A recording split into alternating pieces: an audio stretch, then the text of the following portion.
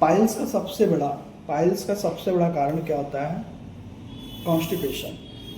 अगर हमारी life style जैसे हैं चेंजेस, अगर हम खाना सही से डाइजेस्ट नहीं कर पा रहे हैं, या अभी खाना खाएं, 10 मिनट फिर खाना खा लें, 10 मिनट कुछ और भी प्रोडक्ट खा लें, तो हर 1 घंटे या आधे घंटे में, जब तक कि एक बार कंप्लीट रूप से अगर खाना खाने के बाद कम से कम 3 से 4 घंटे तक आपको अपने रेस्ट देना चाहिए खाने पे, या कंट्रोल रखना चाहिए कि नहीं हमें कुछ खाना नहीं पीना, जब तक कि खाना डाइजेस्ट ना हो जाए या भूख फील ना होने लगे कि हाँ भाई हमें भूख लगी है, महसूस हो रहा है ऐसा कुछ, तो हमें कुछ खाना चाहिए। या फिर कॉन्स्टिपेशन में बहुत हैवी चीज़ों का भी प्रयोग नहीं करना चाहिए, जैसे कि मान लीजिए कुछ भी प्रोडक्ट्स को देखें जो बहुत हैवीनेस फील हो पचने में। मतलब आपका मेन कहने का मतलब ये है कि अगर किसी को कॉन्स्टिपेशन हो रहा है तो बवासीर या पाइल्स होने का मेन कारण यही होता है। मेन सिम्टम अगर, क्योंकि कॉन्स्टिपेशन में मल जब त्यागते हैं तो उस समय क्या होता है कि मल सही से आता नहीं। एक तो हार्ड होती है, मल भी एक हार्ड होती है, और जब हार्ड होती है तो प्रेशर लगाते हैं, जब प्रेशर लगाते हैं तो जो एनस में वेन्स हैं वो फट जाती है, रप्चर हो जाती हैं। जब फटती हैं तो फिर धीरे धीरे वही एक फीसर हुआ, पाइल्स हुआ, भगंदर हुआ, तो एक स्टेज बाय स्टेज एक बड़े रूप में पाइल्स का कारण बनता है। पाइल्स अलग होता है, भगंदर अलग होता है, उसको फिस्टुला कहते हैं। फीसर्स अलग होता है। स्टार्टिंग फीसर से होता है।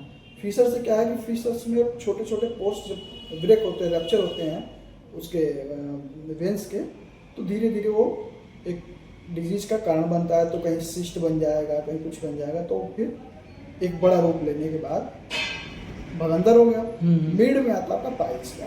पाइल्स में कुछ में होता है कि जो सिस्ट या मांस बाहर को भी आता है, या फिर एनस के पाथ पे ही, मतलब रास्ते में ही रहता है।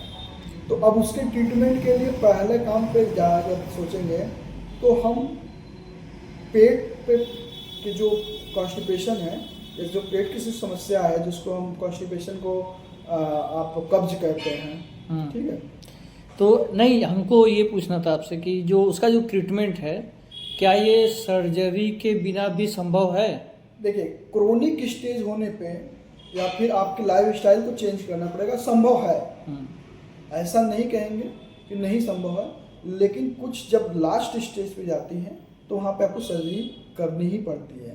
और जैसे कि सर्जरी में कई प्रकार से सर्जरी है, जैसे अगर आयुर्वेद से उठाकर देखें तो क्षार सूत्र विधि के द्वारा होती है, ठीक है।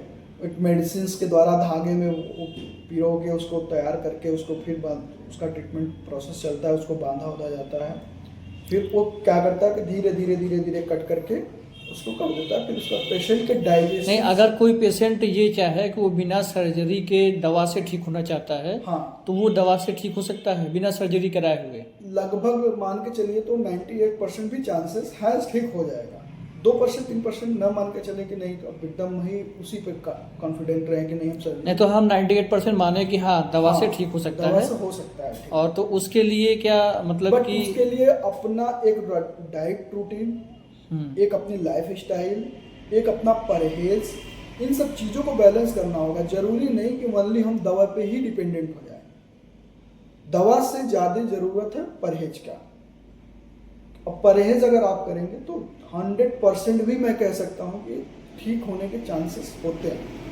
अच्छा, तो मतलब बवासीर का इलाज बिना सर्जरी से है, हाँ, ये आपका कहना है। हाँ। और इसका इलाज करने के लिए मतलब कहाँ पे आना पड़ेगा, किससे कांटेक्ट करना पड़ेगा? इसका इलाज करने के लिए इस चैनल पे जा करके, अगर नंबर मैं आपका नंबर दे दूंगा, वहाँ पे आप से उस नंबर पे अगर बात होती है तो आप बात करके और फिर जो उनका भी केस हिस्ट्री होगी वो लेकर के आप दे सकते हैं। ठीक है, तो फिर ये हम बता रहे हैं अपने चैनल पे कि सर अपना बवासीर के बहुत ज़्यादा स्पेशलिस्ट हैं, उसके लिए